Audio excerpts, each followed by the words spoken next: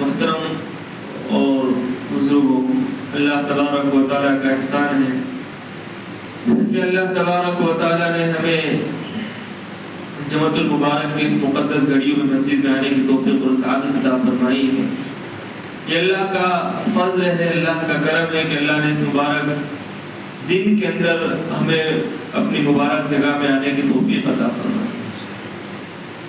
ورنہ بہت سے بھی لوگ ہیں کہ جس طرح کی مسجدیں خالی ہیں اور لوگ نہیں آئے، تو یہ اللہ کا اپنے لیے فضل سمجھنا چاہیے، احسان سمجھنا چاہیے کہ اللہ نے ہمیں اس کی توفیق دی۔ توفیق کا مل جانا یہ اللہ کی نعمت ہے۔ کسی کام، کسی نیک کام کرنے کی، عبادت کی بھی توفیق مل جانا یہ اللہ کا بہت بڑا فضل ہے، اور اس زمانے کے اندر تو بہت بڑا فضل ہے۔ لوگ گناہ کرتے کرتے نہیں تھکتے ہیں، لیکن عبادت کرتے ہوئے بہت جلدی تھک جاتے ہیں۔ جھوٹ بولنے کی مجلس لگاؤ، کوئی نہیں تھکے گا۔ کسی کی غیبت کرنے کی مجلس لگاؤ، کوئی نہیں تھکے گا۔ لیکن اگر بات آ گئی کہاں؟ تعلیم میں بیٹھنے کی، امام کے پاس بیٹھنے کی، مسجد میں آنے کی، تو آدمی تھک جائے گا، اس کے پاس وقت نہیں ہے۔ غلط کام کرنے کا کہہ تو وقت ہی وقت ہے۔ جہاں مسجد میں آنے کی بات آ گئی، دین کی بات سننے کی آ گئی، تو پھر وقت انسان کے لیے کم پڑ جاتا ہے۔ تو یہ فخر کی بات نہیں، یہ تو اللہ تبارک و تعالیٰ کی طرف سے توفیق ہی نہیں ملتی نا۔ ایک انسان ہے اور ایک جانور ہے۔ جانور مالک جب اس کو چارہ ڈالتا ہے تبھی وہ کھاتا ہے، مالک اس پر سوار ہوتا ہے، وہ مالک سے شکایت نہیں کرتا ہے کہ مالک تو اتنا کیوں سوار ہوتا ہے۔ وہ بیمار ہو، وہ دکھی ہو، بھوکا ہو، وہ پیاسا ہو، وہ اپنے مالک سے شکایت نہیں کر سکتا ہے، اس لیے کہ اس کے پاس قوت گویا ہی نہیں ہے۔ وہ جس حالت میں بھی ہو، مالک جب چاہے جس طرح چاہے اس کو اٹھا کے استعمال کر لیتا ہے۔ لیکن ایک انسان ہے کہ اللہ تبارک و تعالیٰ کی نعمتوں کو وہ شمار بھی نہیں کر سکتا ہے، لیکن اللہ کی نعمتوں کا استعمال کر کر کے وہ اللہ تبارک و تعالیٰ کی ہی نافرمانی میں لگا ہوا ہے۔ یہ اللہ تبارک و تعالیٰ کی طرف سے انسان کو جو وقت ملتا ہے، جو مہلت ملتی، اس کو ڈھیل کہتے ہیں کہ اللہ تبارک و تعالیٰ نے انسان کو ایک چند دن کے لیے مہلت دے رکھی ہے، انسان کو چند ایک اختیارات دیے ہوئے ہیں۔ اب انسان ان اختیارات کو استعمال کر کے چاہے تو وہ رب تبارک و تعالیٰ کا نیک صفت بندہ اور برگزیدہ بندہ بن سکتا ہے، اور اگر یہی اختیارات کو استعمال کر کے وہ معصیت کے اندر لگ جاتا ہے، گناہ کے اندر لگ جاتا ہے، تو وہ انسان کی حماقت ہے۔ انسان اپنی زندگی کو اپنے تئیں گزارے یہ کمال کی بات نہیں ہے، اپنی زندگی کو شریعت کے مطابق گزارے، رسول کے مطابق گزارے، کمال تو یہ ہے۔ امام بخاری رحمۃ اللہ علیہ کے پاس جب پتہ چلا غیبت کرنے کی وعید جب ان کے پاس آئی، تو امام بخاری رحمۃ اللہ علیہ کہتے ہیں کہ میں نے اس کے بعد کبھی غیبت نہیں کی۔ ہم تعلیم کے اندر بیٹھتے ہیں، تعلیم کے اندر سنتے ہیں، لیکن صرف ہم ان کو اپنی سماعت تک محدود رکھتے ہیں، ہم اس کا سماع کرتے ہیں، اس پر عمل اور اس کو غور سے سننا اور اس کی گہرائی تک پہنچنا ہم اس کی جستجو میں کبھی رہتے ہی نہیں۔ اللہ تبارک و تعالیٰ نے زندگی انسان کو دی ہے، انسان اس زندگی کے اندر اگر اللہ تبارک و تعالیٰ کی نافرمانی کر کے گزارتا ہے تو اللہ تبارک و تعالیٰ کے یہاں اس کا کوئی بگاڑ اور اللہ تبارک و تعالیٰ کی قدرت میں کوئی فرق آنے والا نہیں۔ انسان اگر غلط کام کرتا ہے، انسان جھوٹ بولتا ہے، چوری کرتا ہے، غیبت کرتا ہے، زنا کرتا ہے، دھوکہ دیتا ہے، وہ کسی کے ساتھ بدسلوکی کرتا ہے، بد اخلاقی کرتا ہے، تو یہ انسان اپنے ہی لیے تباہی کے سامان مہیا کرنے والا ہے۔ اللہ تبارک و تعالیٰ کے یہاں وہ بات حجت بھی پیش نہیں کر سکتا ہے۔ انسان گناہ کر لے اور اسے گناہ پر اصرار کر لے تو وہ صغیرہ گناہ بھی کبیرہ بن جاتا ہے، لیکن ایک انسان وہ بھی ہے کہ گناہ کرتا ہے اور گناہ کرنے کے بعد وہ اللہ سے توبہ کر لیتا ہے تو اللہ کا وہ ولی بن جاتا ہے۔ آج ہم نے اپنی زندگی کو معصیت کے اندر گزاری اور اپنی زندگی کو ہم معصیت کے اندر گزار رہے ہیں۔ قرآن کریم کی آیت میں نے پڑھی یا ایھا الذین آمنوا قوا انفسکم واہلیکم نارا۔ بھائی ایمان والے ہیں تو ضروری ہے کہ ہم بھی جہنم کی آگ سے بچیں، ہماری اولاد بھی جہنم کی آگ سے بچے. ہماری اولاد، ہمارے گھر والے، ہمارے خاندان، یہ بھی گھر والے سب جہنم کی آگ سے بچے. ہم جہنم کا ایندھن خود بن جائیں اور ہم جہنم کے ایندھن کو خود تیار کریں، یہ کمال نہیں، یہ تو ہر دھرمی ہے اور یہ تو حماقت ہے کہ انسان جہنم اپنے لیے تیار کر رہا ہو، اللہ تبارک و تعالیٰ کی دی ہوئی نعمت کو وہ غلط استعمال کر رہا ہو اور اللہ تبارک و تعالیٰ کی دی ہوئی مہلت کو اپنی مہلت اپنی عنایت سمجھتا ہے. تو پھر انسان کا ایک وقت یہ آتا ہے، عمر جب گزر جاتی ہے اور جب وہ رکوع کرنا چاہتا ہے پھر اس کو رکوع کی توفیق نہیں ملتی، اس لیے کہ کمر جھکتی نہیں. پھر وہ سجدہ کرنا چاہے اس کو سجدے کی توفیق نہیں ملتی ہے. عبادت کی توفیق کا مل جانا، عبادت کی توفیق کا مل جانا یہ اللہ تبارک و تعالیٰ کی نعمت ہے. انسان اپنی زندگی کو گناہ کے اندر گزارتا ہے. ہم نے اپنی زندگی کو جھوٹ بول کر گزارا ہے، کبھی پیشانی پر بل نہیں آیا. ہم نے اپنی زندگی کو جھوٹ بول کر گزارا ہے، غیبت کر کر گزارا ہے، لیکن کبھی ہم نے اس کو سوچا نہیں، کبھی ہم نے جھوٹ کو گناہ سمجھا نہیں، کبھی غیبت کو ہم نے گناہ سمجھا نہیں، سود کو کبھی ہم نے گناہ سمجھا نہیں، ہم نے بدسلوکی کرنے کو کبھی گناہ سمجھا نہیں، حسن اخلاق کو کبھی ہم نے عبادت سمجھا نہیں، ہم نے اچھے کام کو عبادت کے طور پر کبھی کیا نہیں، برے کام کو کبھی اللہ تبارک و تعالیٰ کی قہر آ جائے اس کو کبھی ہم نے سمجھا نہیں اور ایسے ہی اپنی زندگی کو گزارا. حضرت نبی کریم صلی اللہ علیہ وسلم نے فرمایا ایک زمانہ انسان پر ایسا آئے گا کہ وہ انسان صبح تو مومن ہو جائے گا لیکن شام کو کافر ہو جائے گا، شام کو مومن ہوگا، صبح اٹھے گا تو کافر ہو جائے گا. اور یہ زمانہ وہی ہے. انسان اپنے زبان سے کیا لفظ بول رہا ہے اسے خود خیال نہیں ہے. انسان اپنی زبان کے ذریعے چاہے تو اللہ کا قرب حاصل کر سکتا ہے، اللہ کا برگزیدہ بندہ بن سکتا ہے. یہی زبان ہے، اگر انسان اچھا استعمال کرتا ہے، اچھی جگہ اس کو لگاتا ہے تو اس زبان کے ذریعے وہ اللہ کا نیک بندہ بن سکتا ہے، اللہ کا کامل بندہ بن سکتا ہے، ولی بن سکتا ہے. لیکن یہی زبان انسان کو جہنم کا ایندھن بھی بنا سکتی ہے. انسان اپنی زبان سے کوئی لفظ نکالتا ہے اس کا احساس اس کو نہیں ہوتا ہے، لیکن اگر اس نے زبان سے کوئی ایسا لفظ بولا جو وہ لفظ شریعت کے خلاف ہے، اسلام کے احکام کے خلاف ہے، تو وہ انسان مسلمان کے لیے سلب ایمان کا ذریعہ ہو سکتا ہے. اور ایک زمانہ ایسا بھی آئے گا کہ انسان بھئی یہ زبان ہے ہمارے پاس، اس زبان کے ذریعے انسان اللہ کا قرب بھی حاصل کر سکتا ہے، انسان اس کے ذریعے جہنم بھی کما سکتا ہے. قرب کیسے حاصل کر سکتا ہے؟ ابھی میں اگر کسی کو گالی دے دوں، اللہ کے نبی کریم صلی اللہ علیہ وسلم ایک مرتبہ نکلے ہیں کعبے کے غلاف کو پکڑ کر، اللہ کے نبی صلی اللہ علیہ وسلم فرما رہے ہیں، کعبہ کو مخاطب کرتے ہوئے اللہ کے نبی فرما رہے ہیں اے بیت اللہ تیری عزت، تیری حرمت، تیری عظمت اپنی جگہ پر ہے، تو قابل احترام ہے، تو قابل تعظیم ہے، تیری تعظیم اپنی جگہ ہے، لیکن اے بیت اللہ تجھ سے زیادہ باعظمت، تجھ سے زیادہ احترام کے قابل ایک مسلمان کی عزت ہے، ایک مسلمان کا احترام ہے. اگر کوئی مسلمان کسی کی آبرو ریزی کرتا ہے، کسی کی عزت کے ساتھ کھلواڑ کرتا ہے تو یاد رکھیے وہ بیت اللہ کو گرانے سے زیادہ، وہ بیت اللہ کو منہدم کرنے سے زیادہ خطرناک ہے کہ ایک انسان کعبۃ اللہ کو گرا رہا ہو، بیت اللہ شریف کو اگر وہ بے حرمتی کر رہا ہو تو اتنا بڑا گناہ اس کو ملتا ہے، اس سے زیادہ گناہ اس کو اس وقت ملتا ہے جب وہ اپنے کسی مسلمان بھائی کی بے حرمتی کرتا ہے، کسی مسلمان کی عزت کے ساتھ کھلواڑ کرتا ہے. اور آج موبائل کا زمانہ ہے، ہم کسی کی عزت کو اچھالنے کے لیے کوئی چیز فارورڈ کرتے ہیں، اگر وہ غلط ہے تو ہم اس کو معاشرے کے اندر اس کو اکھاڑتے ہیں، اس کو ابھارتے ہیں اور معاشرے کے اندر اس کو پھیلاتے ہیں. یاد رکھیے یہ بڑا سنگین جرم ہے، بڑا سنگین گناہ ہے. ہمیں احساس نہیں ہے، ہم تو موبائل کی بٹن کا استعمال کرتے، کسی کی بیٹی کی عزت کے ساتھ کھلواڑ کر جاتے ہیں، کسی کی بیٹی کی بے عزتی کر دیتے ہیں. یہ ہمارا شیوا ہے، یہ ہمارا کام ہے آج کا. لیکن یاد رکھیے یہ بڑا سنگین جرم ہے. اللہ کے نبی فرماتے ہیں کہ مسلمان کی عزت ایک کعبۃ اللہ سے زیادہ حرمت والی چیز ہے، قابل تعظیم ہے. آج مسلمان کسی کی عزت کے ساتھ کھلواڑ کرتا ہے، جہاں دیکھو کوئی اگر اس سے چھوٹا ہے تو وہ اس کی تعظیم نہیں کر رہا ہے، علماء ہے تو اس کی حقارت کی نظر سے دیکھتے ہیں اور اس کو بات کرتے ہیں تو تو طرح کی طرح بات کرتے ہیں. یاد رکھیے مسلمانوں بہت ہی اس پر توجہ دینے کی بات ہے کہ ہم کسی کا احترام کس طرح کریں. مسلمان کو شریعت ادھورا اور اس کو بے راہ روی پر نہیں چھوڑا.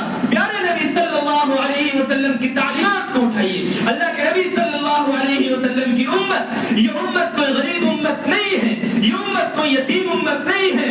اگر اللہ کے نبی صلی اللہ علیہ وسلم امت کو کوئی فرامین بتا کر نہیں جاتے تو ایک بات تھی، اللہ کے نبی صلی اللہ علیہ وسلم نے امت کی ہر موڑ پر رہبری کی ہے. ہر موڑ پر اللہ کے نبی صلی اللہ علیہ وسلم نے اپنی امت کی رہنمائی کی. اللہ کے نبی صلی اللہ علیہ وسلم کی موت کا وقت قریب ہے. فرشتہ روح نکالنے کے لیے آیا ہوا ہے اور اللہ کے نبی کو اپنی امت کی فکر ہے. جس نبی کو موت کے وقت اپنی امت کی اتنی فکر ہو تو سوچیے اس نبی کا ہم پر احسان کیا ہوگا. آج اگر کوئی مرتا ہے تو اپنی اولاد کو پہلے دیکھتا ہے، اپنے مال کو پہلے دیکھتا ہے، اپنی جائیداد کو پہلے دیکھتا ہے کہ بعد میں کیا ہوگا. لیکن کائنات کے نبی میرے اور آپ کے لیے کڑ رہے ہیں. کوئی تو وجہ ہوگی. کیا اس نبی کا یہی سرا ہے کہ اس کی سنتوں کے تاریخ ہم خود بن جائیں؟ یہ کہیں کہ معاشرہ خراب ہے، زمانہ خراب ہے.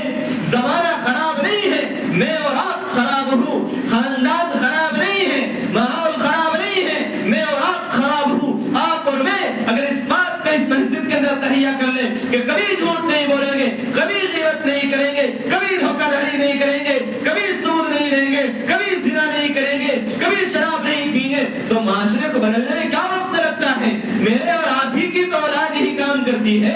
میرے اور آپ ہی تو جھوٹ بولتے ہیں نا، کوئی باہر کا تو نہیں بولتا ہے. معاشرے کے بگاڑ کے اندر سب سے بڑا دخل ہمارا ہے اور معاشرے کو سدھار کے لیے بھی سب سے بڑی ذمہ داری ہماری، اس کا دخل بھی ہمارے لیے ہے. اگر میں اور آپ اس بات کا تہیہ کر لیں کہ اب ہم کبھی جھوٹ نہیں بولیں گے، کبھی غیبت نہیں کریں گے تو معاشرہ سدھر سکتا ہے، معاشرہ سمجھ سکتا ہے. لیکن اگر ہم ہی اس بات پر اڑے رہے تو یاد رکھیے معاشرہ کبھی نہیں سدھر سکتا ہے. حضرت عیسیٰ علیہ السلام نے ایک شخص کو دیکھا چوری کر رہا ہے. اللہ کے نبی صلی اللہ علیہ وسلم فرماتے ہیں عیسیٰ علیہ السلام نے شخص کو دیکھا وہ چوری کر رہا ہے. حضرت عیسیٰ علیہ السلام نے کہا بھائی چوری کر رہے ہو؟ تو شخص نے قسم کھا کر کہا کہ اللہ کی قسم میں نے چوری نہیں کی. حضرت عیسیٰ علیہ السلام نے کہا تو نے اللہ کی قسم کھا لی ہے، چلو میں مانتا ہوں تو نے چوری نہیں کی.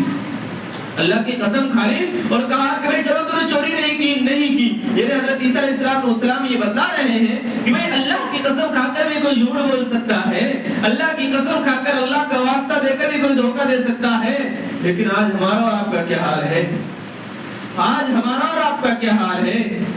یہ زبان ہے میں آپ کو بول کر چلا جاؤں، لیکن اگر دل درست نہیں ہوئے، ایک قلب اللہ تبارک و تعالیٰ نے انسان کے اندر رکھا ہے، انسان کے جسم کے اندر ایک گوشت کا لوچڑا ہے، اگر وہ صحیح ہو جائے گا اذا فسد الفسد كله، جب وہ جسم کے اندر وہ لوچڑا کر خراب ہوتا ہے تو انسان کا پورا جسم خراب ہوتا ہے.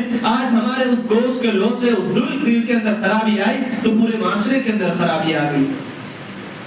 سوچنے کا مقام ہے، افسوس کا مقام ہے ہم نے اپنی زندگی کو کہاں لگائی، کہاں لگانا تھا، کس طرح گزارنی تھی. کیا یہی اس طرح زندگی کو چھوڑ کر چلے جائیں گے؟ نہیں بھائیوں، اللہ تبارک و تعالیٰ نے فرمایا ہے قرآن کریم کے اندر کل نفس ذائقۃ الموت، موت کا مزہ ہر شخص کو چکھنا ہے، ہر نفس کو موت کا مزہ چکھنا ہے. کوئی انسان ایسا نہیں ہے کہ جو دنیا کے اندر ہمیشہ رہے گا. ہر نفس کو موت کا ذائقہ چکھنا ہے. میں پیدا ہوا ہوں مرنے کے لیے، آپ پیدا ہوئے ہیں مرنے کے لیے. کائنات بنی اس لیے ہے کہ اس کو ایک دن فنا ہونا ہے، میدان محشر قائم ہونا ہے کہ ہم اللہ تبارک و تعالیٰ کے یہاں اس طرح حضوری کے اندر جائیں کہ اللہ تبارک و تعالیٰ کے سامنے اس طرح سے جائیں کہ اللہ کے نبی وہاں موجود ہو اور ہم نے اپنے گناہوں کی بخشش بھی نہ کرائی ہو.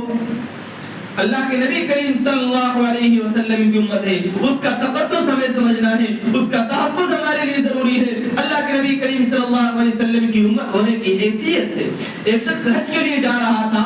حج کے لیے جاتے ہوئے وہ نابینا تھا. ایک شخص نے اس کی اشرفیہ کی جو تھیلی تھی اس کو چرا لیا اور اپنے پاس رکھ لیا. جب اس نے اس تھیلی کو رکھ لیا تو اس شخص نے کہا کہ بھائی میں نے اس کو معاف کر دیا. بعد میں وہ شخص خود اس تھیلی کو دینے کے لیے واپس آیا اور کہا کہ بھائی کیوں تو نے اس تھیلی کو واپس کر دی؟ تو کہا کہ بھائی تو رکھ لیتا، میں نے تو تجھے معاف کر دیا تھا. کہ بھائی تیری اشرفی کی تھیلی، تیرے پاس کوئی پونجی اتنی تھی تو اس کو معاف کیسے کر دیا؟ کہا کہ میرے معاف کس نے کر دیا کہ جب کل قیامت کا دن ہوگا، حساب و کتاب ہوگا، اور اللہ کے نبی صلی اللہ علیہ وسلم کا اللہ کے نبی کا فرمان ہے کہ میں اس وقت تک جنت میں نہیں جاؤں گا جب تک کہ میری امت میں سے ایک شخص بھی بغیر حساب جب جنت میں داخل نہیں ہو جائے گا، میں اس وقت تک جنت میں نہیں داخل ہو جاؤں گا۔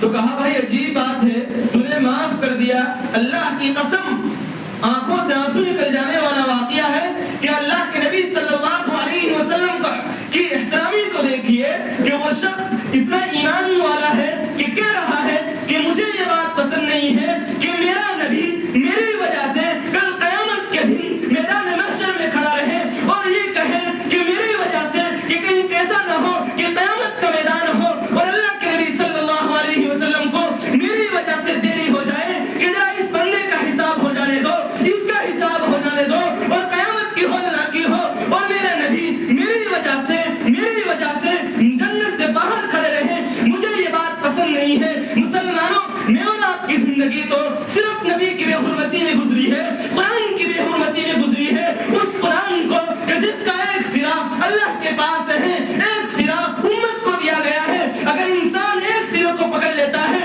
تو اللہ اس کے تمام مسائل کو حل کر دیتا ہے۔ جس قرآن کو آج ہم نے گلوں میں باندھنے کے لیے صرف استعمال کیا ہے، جس قرآن کو جھاڑ پھونک کے لیے استعمال کیا ہے، اور یہاں بیٹھنے والے اتنے نوجوان ہوں گے کہ جنہوں نے ہفتوں تک قرآن کو نہ چھوا ہوگا، کیا مسلمانوں نبی کی امت ہونے کا یہی سرا ہے کہ جس قرآن کو کائنات کے نبی کے لیے اتارا گیا ہو، کائنات کی امت کے لیے اتارا گیا ہو، جس کو امت کو ہمیشہ تک لیے رہنا ہو، اور اليوم اکملت لکم دینکم واتممت علیکم نعمتی ورضیت لکم الاسلام دینا کا مہر جس نبی پر لگا دیا ہو کہ اب کوئی نبی آنے والا نہیں ہے، قیامت تک کے لیے نبی کی نبوت پر مہر لگ چکی ہے، اس نبی کی دین کی حفاظت کے لیے، اس نبی کی دین کے لیے ہم نے اپنی زندگی کو وقف کیا ہو، اس نبی کی دین کی بے حرمتی کرنے والے میں اور آپ بن جائیں، جو نبی جاتے وقت اس امت کو اس عزم پر گیا ہو کہ اب میرے جانے کے بعد میری امت کے دین کی حفاظت کرنے والے میری نوجوان ہوں گے،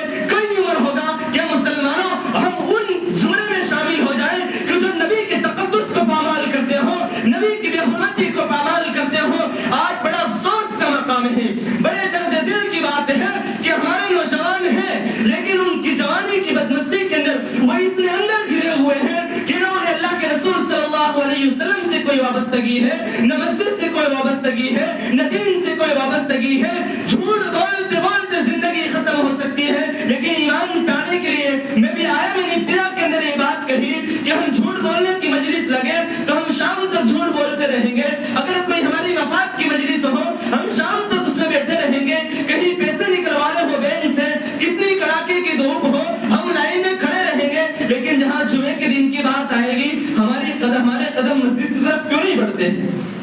ہمارے قدم مسجد کی طرف کیوں نہیں بڑھتے ہیں؟ کیا کمی رہ گئی تھی نبی صلی اللہ علیہ وسلم کے دین پر؟ میرے محبوب کے دین کے اندر کیا کمی رہ گئی تھی؟ کس فرمان کے اندر کمی رہ گئی تھی؟ قرآن کے اندر کیا کمی رہ گئی تھی؟ شریعت کے اندر کیا کمی رہ گئی تھی؟ ارے خلیفہ دوم حضرت عمر رضی اللہ تعالیٰ عنہ فرماتے ہیں کہ اگر جانور بھی اگر دریائے فرات پر اگر پیاسا مرتا ہے تو عمر کو خوف ہے کہ کل قیامت کے دن اس سے پوچھنا ہو جائے۔ میں اپیل کرتا ہوں آپ حضرات سے کہ اپنی زندگی کو بدلیں، رسول اللہ صلی اللہ علیہ وسلم کے طریقے کے مطابق گزاریں، اپنی زندگی کا ہدف بدلیں، اپنی زندگی کو گناہوں سے نکالیں، رسول صلی اللہ علیہ وسلم کے بتلائے ہوئے طریقے کے مطابق گزاریں۔ یاد رکھیے اب زمانہ بہت تیزی سے ہے، اب زمانہ صرف فتنوں کا ہے، اب زمانہ صرف عروج پر جائے گا۔ اسلام کو زوال آنے سے پہلے مسلمانوں ہمارے لیے ضروری ہے کہ کہیں ہمارے ایمان چھن جائے، اسلامی تقدس ہم سے چھین لیا جائے، ہمیں برباد کرنے کی کوشش میں لوگ کامیاب ہو جائیں، ہمارے ایمان کو چھیننے میں ہم سے کامیاب ہو جائے، اس سے پہلے ہم اپنے قرآن سے اپنے مسائل کو حل کرائیں، اپنے گناہوں کو چھوڑنے کے لیے قرآن سے رجوع کریں۔ وہ قرآن جس کو چھونا بھی اللہ نے عبادت قرار دیا، جس کو دیکھنا بھی اللہ نے عبادت قرار دیا، اس قرآن کو صرف ہم رمضان میں پڑھتے ہیں، اس کا حق یہ نہیں ہے۔ قرآن کا حق یہ ہے کہ جب صبح اٹھو پیار سے اس کو دیکھو، محبت سے اس کو چھو، آنکھ سے اس کو لگاؤ اور اللہ تبارک و تعالیٰ سے اپنے مسائل قرآن کے ذریعے حل کراؤ۔ آج ہم صرف نام کے مسلمان ہیں، ہمیں ضرورت اس بات کی ہے کہ ہم شریعت کے محافظ بنیں، ہر موڑ پر جہاں جس طرح شریعت کو ضرورت پڑے ہم اپنے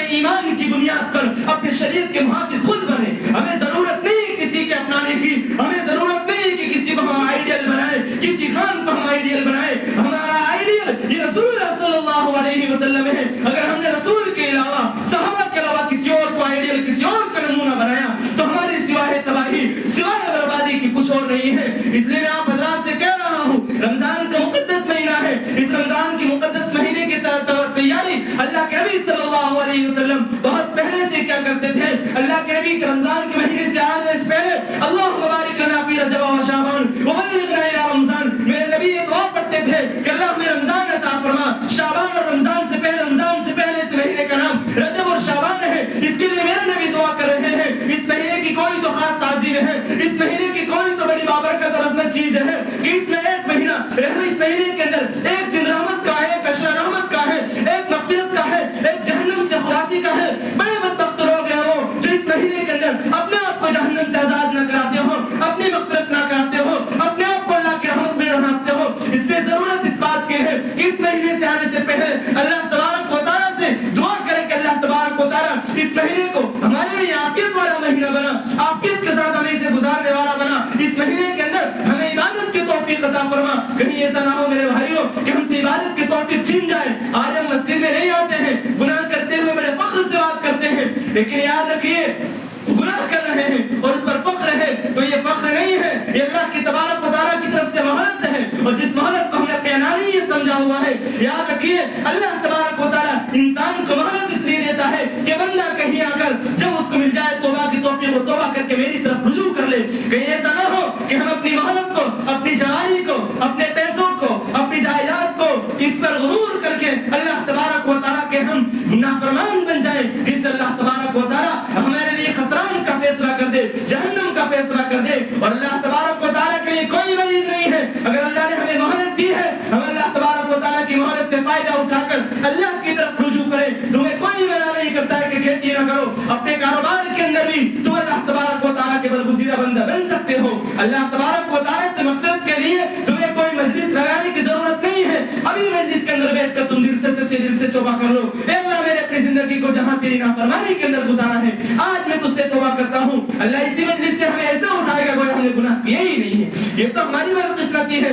کہ ہمیں توبہ کی توفیق ہوتی نہیں ہے اور ہم اس توبہ کی توفیق کے نہ ہونے کو اپنا فخر سمجھتے ہیں. یاد رکھیے توبہ کی توفیق کا مل جانا یہ اللہ کی بہت بڑی نعمت ہے. ایمان کی توفیق مل جانا یہ اللہ کی نعمت ہے، اللہ کا فضل ہے. مسجد میں آ جانا یہ اللہ کا فضل ہے، نماز کا پڑھ لینا یہ اللہ کا فضل ہے. ہم اپنے تئیں کچھ نہیں کر رہے ہیں. بہت سے لوگ وہ ہیں جنہیں جمعہ کی بھی توفیق نہیں ہوتی ہے اور بہت سے وہ ہیں جنہیں عید کی بھی توفیق نہیں ہوتی ہے. یہ ان کے پیسے پر غرور نہیں ہے، اللہ چاہتا ہی نہیں کہ یہ بندے مسجد کے اندر آئیں. یہ میرے برگزیدہ بندے ہیں، میں اور آپ بڑے بابرکت اور بہت عظیم لوگ ہیں کہ اللہ نے ہمیں توفیق دی ہے. اللہ نے ہمیں اس بات پر چنا ہے کہ ہم نماز کے لیے آئے ہیں.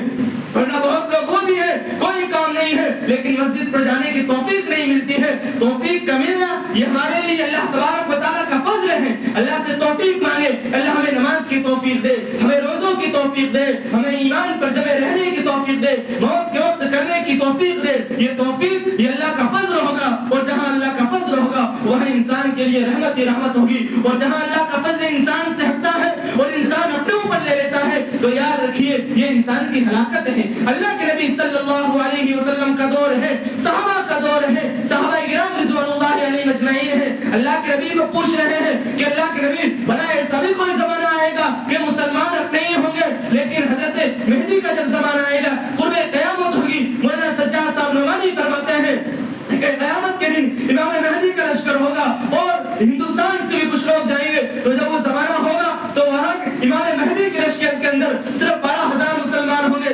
اس وقت کے اندر تو کروڑوں مسلمان ہوں گے لیکن کہتے ہیں کہ صرف سب منافق ہوں گے. منافق کا کیا مطلب؟ کئی بھائیوں میں اور آپ تو اس میں شامل نہیں ہے. صرف نام کا مسلمان ہونا اللہ کے یہاں کافی نہیں ہے. اللہ کے نبی کے زمانے کے اندر بھی بہت سارے مسلمان تھے جو بظاہر مسلمان ہوئے تھے لیکن وہ منافق تھے. اور منافق کے لیے میرا رب قرآن میں فرماتا ہے کہ درواز کا اسفل نار منہ کا ہوگا اور کل قیامت کے دن جہنم کے اندر سب سے زیادہ منافق ہی رہیں گے. اور منافق کون ہے؟ کہ جن کی زبان پر کچھ ہے، دل میں کچھ ہے، زبان پر کچھ بولتے ہیں لیکن آج منافقت کا زمانہ تو نہیں ہے لیکن منافقت والی چال نہیں، یہ بھی بڑی بری چیز ہے. اس لیے اپنے آپ کو جھوٹ سے بچائیں، دھوکے باز سے بچائیں، برے اخلاق سے بچائیں، اچھے اخلاق سے اپنے آپ کو آراستہ کریں. نبی کریم صلی اللہ علیہ وسلم کے بتلائے ہوئے طریقے کے مطابق زندگی گزاریں. قرآن والا بنے، مسجد والا بنے، اعمال سے مطابق اپنی زندگی کو گزاریں. جب اگر ہم اللہ کے رسول صلی اللہ علیہ وسلم کے طریقے کے مطابق زندگی گزاریں گے تو ہمارے لیے فیصلے اچھے آئیں گے، ہمارے لیے موسم والی بارش برسے گی.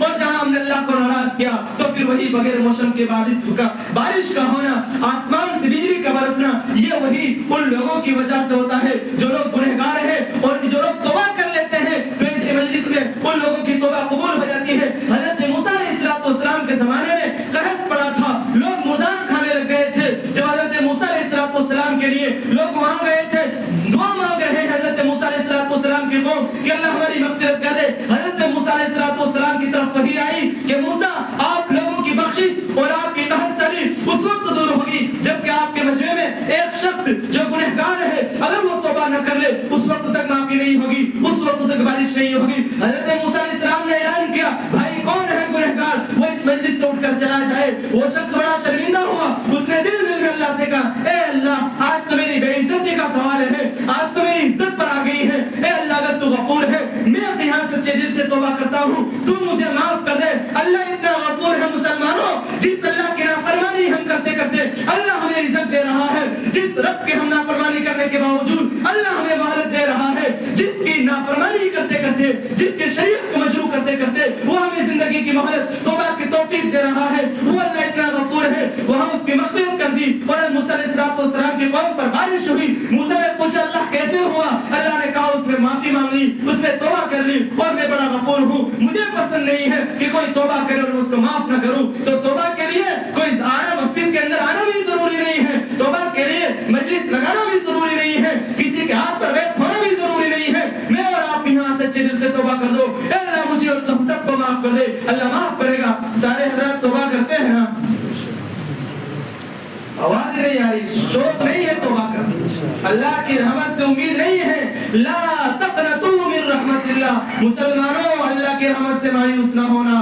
ابو بکر اور اللہ کے نبی غار میں ہیں، اللہ کے نبی کہ حضرت ابو بکر کی گود پر میرے نبی کا سر رکھا ہوا ہے۔ حضرت ابو ہریرہ کی نظر جب غار کے دہانے پر پڑی، اللہ کے نبی کو کہا، اللہ کے نبی کفار مشرکین ڈھونڈتے ہوئے آ گئے ہیں۔ اللہ کے نبی نے کہا ابو بکر گھبراؤ نہ، لا تحزن ان اللہ معنا، اور کہا لا تقنطوا من رحمت اللہ، اللہ کی رحمت سے مایوس نہ ہونا۔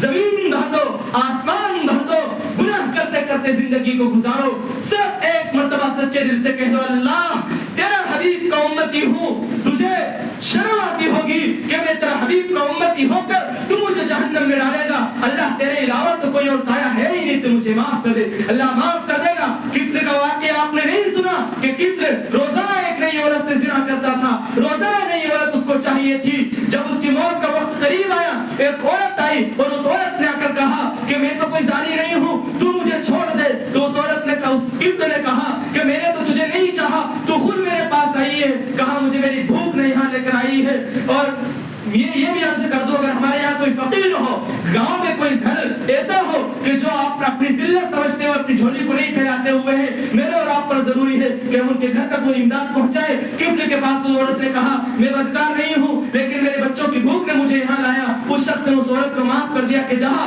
اور کفل نے اس عورت سے زنا نہیں کیا، اس کو چھوڑ دیا۔ اس عورت کے جانے سے اور اس عورت کی نکلی ہوئی دل سے دعا سے کفل کی جب مغفرت ہو جاتی ہے، اس رات جب موت ہوتی ہے تو موسیٰ علیہ السلام کی شریعت کے اندر تشدد تھا، کوئی نئے کام کرتا تب بھی دروازے پر لکھتا، گناہ کرتا تب بھی دروازے پر لکھتا، وہاں لکھا تھا غفر اللہ الکفر، کہ اللہ نے کفر کی مغفرت کر دی۔ لوگ حیران ہوئے، لیکن اللہ تبارک و تعالیٰ کی دریائے کرم سے میں اور آپ تو مایوس ہو سکتے ہیں اپنے گناہ کی وجہ سے کہ ہمیں کوئی نہیں رہ سکتا ہے۔ 99 آدمی کا قاتل جب اللہ تبارک و تعالیٰ معاف کر سکتا ہے، مجھے اور آپ کو کیوں نہیں معاف کر سکتا ہے؟ تو توبہ کریں گے نا؟ کریں گے نا؟ رمضان کے مہینے کے اندر پورے مہینے روزے رکھنے کے لیے کرتے ہو نا؟ کرتے ہو نا بھائی؟ سب کرو۔ اللہ تبارک و تعالیٰ مجھے بھی توفیق عطا فرمائے، اور نیک نہیں اللہ سے توفیق بھی مانگتے رہے۔ جھوٹ بولنے سے توبہ کرتے ہو نا؟ گالی دینے سے توبہ کرتے ہو نا؟ مسجد میں آنے کا اہتمام کرو گے نا؟ اللہ تبارک و تعالیٰ مجھے بھی اور آپ کو بھی توفیق عطا فرمائے، آپ سب کو دین کا داعی اور آپ کو شریعت پر چلنا آپ کے لیے اور میرے لیے آسان فرمائے۔ اللہ تبارک و تعالیٰ جتنی کہی باتیں سنی ہیں، اللہ تعالیٰ سب سے پہلے مجھ گنہگار کو اس پر عمل کرنے کی توفیق عطا فرمائے، اور آپ کو بھی اس پر عمل کرنے کی توفیق عطا فرمائے۔ وآخر دعوانا ان الحمد للہ رب العالمین۔